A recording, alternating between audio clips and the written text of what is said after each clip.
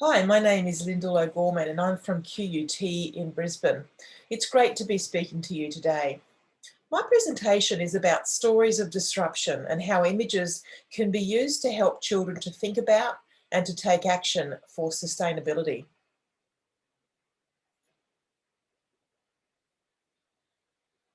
Education for sustainability is fundamental for building a better future. While the future is uncertain, we know that behavioural and attitudinal change are needed for rebuilding and reinventing our relationships with society and with nature. I believe that such a huge task requires people to change fundamentally the way that they see the world. This is both a privilege and, of course, a challenge for educators, particularly when the world is needing change more than ever before. What an incredible responsibility we have. We shouldn't be locked into predictable strategies in our work with children and families. Complex topics such as sustainability need to be addressed through diverse, bold, and innovative approaches to awareness raising, problem solving, and action taking.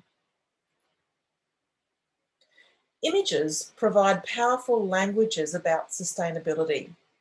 Images can help people to consider our relationship with nature, to come to terms with our impact on the planet, and to advocate for change. Many artists communicate ideas about sustainability in their artworks.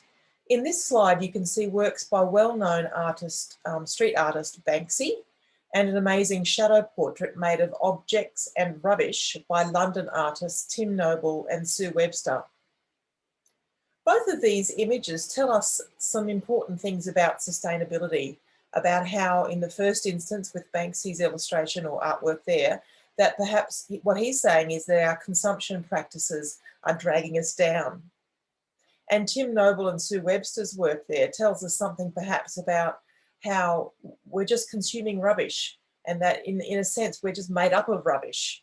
Their work is put together through a clever assemblage of light, shadow, and involves a lot of humour to tell us their message about sustainability. US artist Chris Jordan is another important artist who explores ideas about sustainability. And some of my work at the moment focuses on his artistic endeavours. Jordan's images are typically composed of vast numbers of objects or photographs of wildlife that have been affected by plastic pollution. This, in this slide, is actually not one of his images, but they're very similar to this. It's an image of an albatross chick in a place called Midway Atoll in the North Pacific Ocean, and its parents have fed it plastic, and it's consumed the plastic and has died. In the past, I've explored these images with colleagues and with pre-service teachers, but for a long while I wasn't sure if it was useful to show young children images of 1 million plastic cups or baby albatross chicks that have consumed plastic. It seemed just too mind-blowing or too risky. However, my curiosity got the better of me and I started researching children's responses to Chris Jordan's images, just like the one of the albatross chick on the previous slide. I was inspired by this quote from Bob Jickling. As humans, we have the capacity to feel, empathise, love and mourn loss. We need to pay attention, creating educational experiences that are held, felt and disruptive might just be the basis for learning that is indeed transformational. I've also been on the lookout for transformational educators who encourage children to pay attention. Educators who let children empathise, love and mourn loss, and are not afraid of a little disruption. So I began interviewing educators who use Chris Jordan's and other similar images in their work with young children. Let's call two of these educators Maddie and Vicky. Maddie is a primary school teacher holding qualifications in both law and early childhood education. She's an interesting combination. She told me stories about her disruptive approach to teaching and how she uses Jordan's albatross images. She recalled her first encounter with these photographs when she was a pre-service teacher. Well, it was kind of like an extreme sorrow and also shame, because inside those chicks I could see things that I use every day. It made me feel very deep sorrow and impotence initially, but then it's made me feel like a bit more like I must do something. When Maddie describes her feelings of impotence, sorrow, and shame, I wonder whether the experience had provoked in her the sort of disruption described by Jickling in the quote I showed you. Paying attention for Maddie caused feelings of empathy and grief, but she determined to respond positively through her personal choices and ultimately, of course, her teaching. Maddie acknowledged that she took an approach that was risky in terms of children's well-being. She described how she links this work to the curriculum. I showed them a picture of an albatross chick, cute and fluffy. It links to the curriculum in so many different areas. So the first time I showed it was when we were doing art, and it was about appreciating the work of a digital artist. Maddie wasn't afraid to raise environmental and social justice issues with her class. However, it was not all plain sailing when it came to the responses of some parents. And she said, and instantly I had one parent in particular who is very articulate and just asked me why I'd done it. Not in an aggressive or angry or challenging way, but just wanting to know why, because it had really upset their child. I explained that it was about art, but that I also think that it's important for kids to be exposed to some realities in a safe way. So I felt like I could introduce those things to them without shame or fear and talk to them about what we can do, a way of positively responding to this.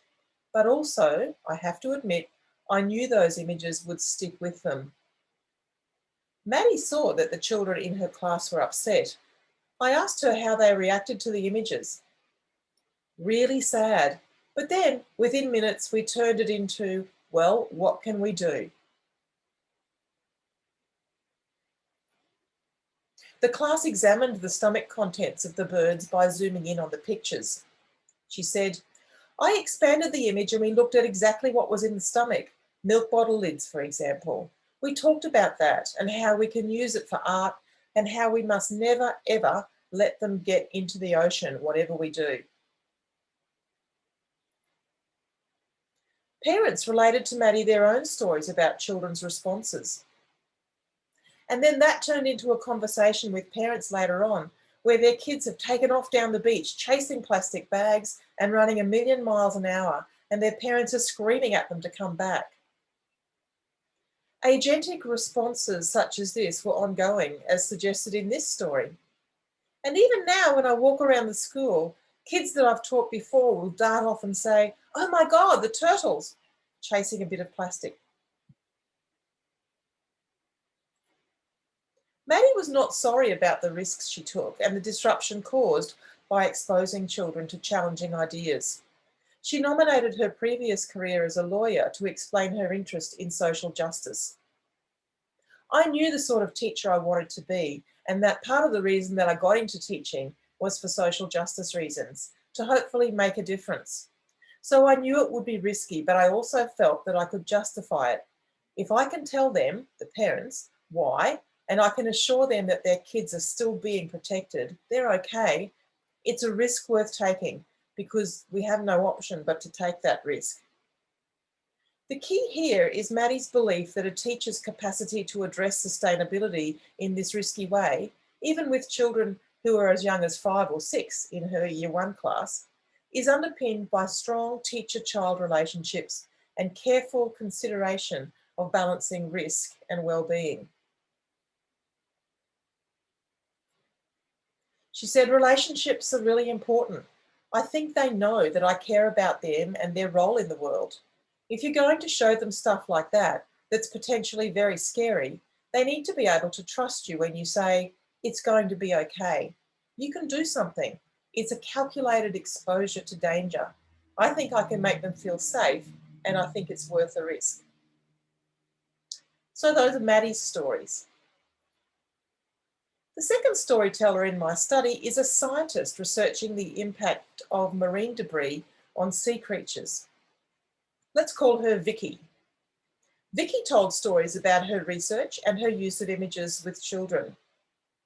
Like Maddie, Vicky described Jordan's images as powerful, not just because they depicted dead animals, but because they depicted identifiable objects that the birds had consumed. However, Vicky chooses not to use Chris Jordan's albatross images in her education work. I don't use those particular images myself, for the reason being is that people tend to be quite focused on their own region. I've got images of animals from here, from Australia and from Queensland, so that they have that personal connection. I wanted to know more about Vicky's local images. She explained that she shows children images of turtles, such as the one on this slide, depicting cleaned up debris and the dead animal, so that the plastics could be identified.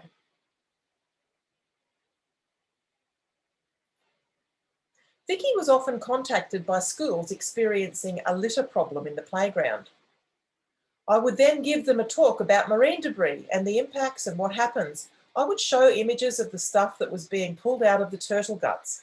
In particular, it's not uncommon for us to find lolly wrappers, for example, that the kids recognise. And again, it's that personal connection.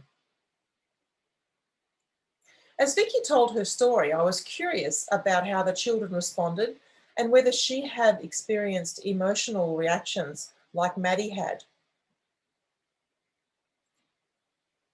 The kids are really sympathetic, she said. Kids are black and white. They're very, this is wrong, turtles are dying, why are we doing this and why are we not stopping it? I have had nothing but positive responses. Vicky concluded her story. Those schools that had invited me because they were having a litter problem in the playground report back to me saying that the kids then start self-policing. If they see another kid on the playground dropping something, the catch cry is, pick that up, you're going to kill a sea turtle. I asked her whether she felt that showing images of dead animals to younger children would be risky. She said, kids, I think, are more resilient than we remember them being. I think it's been a very positive way to show the children that this is what's happening. Look, here's a chip packet that looks very similar to the chip packet that you had chips in this afternoon. That's a problem. That's something to be watching out for. Having discussed the potential risks, I asked Vicky to outline the benefits of showing such images to children. She explained, because they get it. They understand if I do this, this equals this. They do know that the decisions they make as an individual will have a downstream consequences on what ends up happening. The other positive thing about showing that to kids is the kids go home and tell their parents. If you can talk to the kids and then the kids take those messages home, then you perhaps have a multi-generational change around things such as marine debris. I believe that the findings from this study add usefully to conversations about the potential benefits of bold and risky teaching strategies in our work with children. The stories told by Maddie and Vicky challenge researchers and early childhood educators to rethink children's capabilities for sustainability awareness and action taking. But there are tensions between talking up children's capacities for dealing with tough images and recognising that teachers have a responsibility that children are not harmed by our work with them. However, if we plan carefully and acknowledge children's choices and agency, there are surely strong grounds for using images like these as teaching tools. I believe these challenges and risks are worth taking. Attending to these topics with young children can lay the foundation for attention, appreciation, love, and a desire to protect. Thanks for listening. The next few slides show the image references for the images that have appeared on these slides, as well as some readings that you might like to take a look at. First, the readings, and then the image attributions.